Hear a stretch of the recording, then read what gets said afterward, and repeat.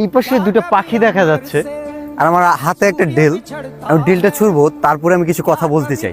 बाती दीपक जलता है। খুব সুন্দর বসেছিল, মনে হয় পাখি দুটো গল্প করতেছিল। ডেল মেরে তাদের এই গল্প, এই সুন্দর মুহূর্তটাকে নষ্ট করে দিলাম।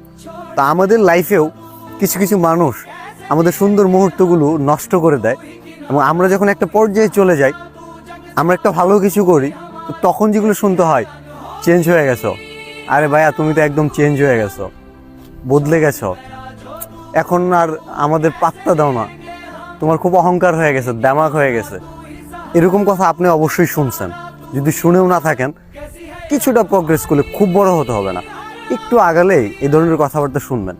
সো এইসব নেগেটিভ মানুষদের জন্য আমার কাছে মনে হয় এই যে পাখি বসে আছে ডেল ছুঁড়ে সুন্দর মুহূর্ত নষ্ট করা, এটা একটা সেরা এক্সাম্পল হতে পারে।